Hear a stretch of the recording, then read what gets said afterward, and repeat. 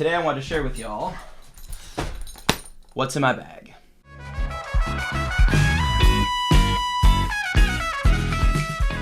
Now I use a torpedo case, which is pretty much the best single trumpet case you can get on the market. Like, this thing is like actually indestructible. You could throw it off a cliff or get it run over by a car and it would still be fine. Now obviously I'll show you my essentials like my mouthpiece, valve oil, what have you. But there's a few extra things that I keep in here that I think as a professional musician and playing in a bunch of different settings actually are really handy to have on you at all times. And there might be a few things in there that actually surprise you.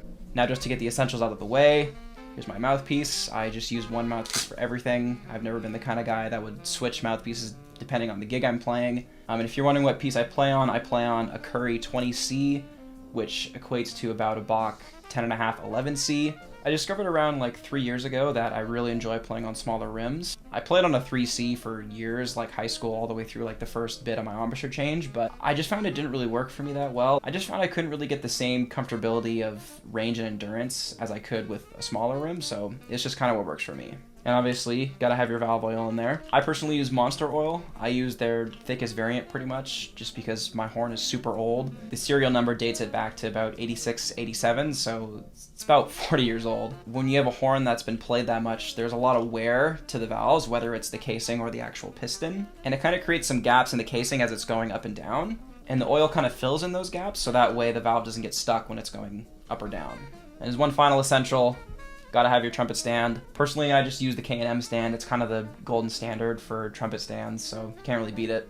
And while I'm here, I may as well show you guys my horn. I don't know if I can get a good angle on it here, but it is a 86 or 87 Bach 37 lightweight. I don't know if I can get it on camera, but there's a star right here on the bell, which indicates that it's lightweight. I've heard that it's pretty sought after amongst a lot of people, but just because I've had a few people come up to me like, oh, like, where'd you get that? I've been looking for that. But I've been playing on it exclusively for about 4 months now, and it's been working really great for me.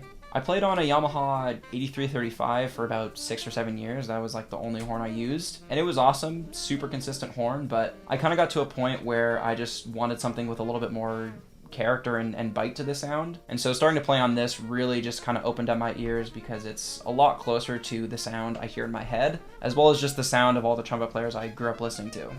Okay, now on to the fun stuff. So I do a lot of weddings and corporate events, and so you already know that if you're doing that kind of stuff, a lot of the gigs are on IEMs, so you always got to have a pair of monitors on you.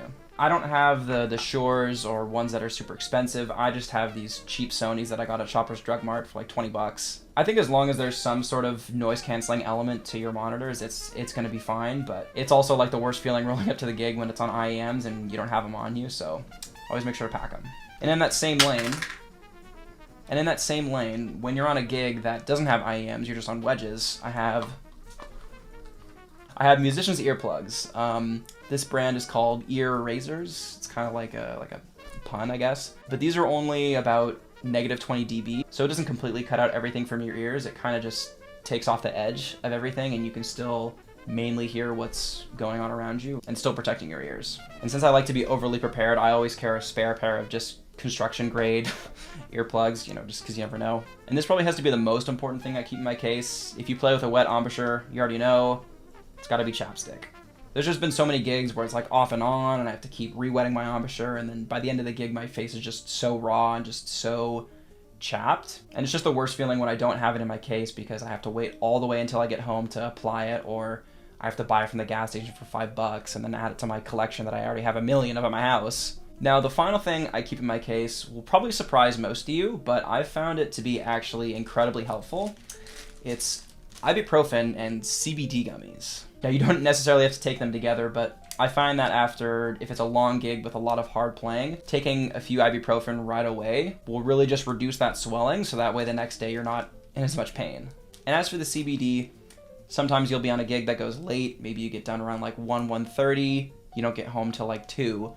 And since the gig was so long and it was so loud, your ears are still buzzing and your brain is just going crazy, you might not be able to get to bed till like 3:30 or 4. But I find that if I take a CBD like right after I get off the bandstand, by the time I get home, it'll have completely hit me and I can just relax, I can put away my stuff and then just crash. So if you have an early call time the next day or you just want to get to sleep quicker, then I think CBD is definitely worth a try. But anyways, everybody, that's what I keep in my bag. I hope you guys enjoyed this video. Definitely comment down below what you guys keep in your bag. This is like my favorite kind of video to watch, just whatever people deem as essential or whatever they have on them at all times. So definitely let me know if there's things I should add to my bag, just stuff that's super convenient to have around that I might have not even thought of. But anyways, everybody, hope you enjoyed today's video, and I'll see you next time.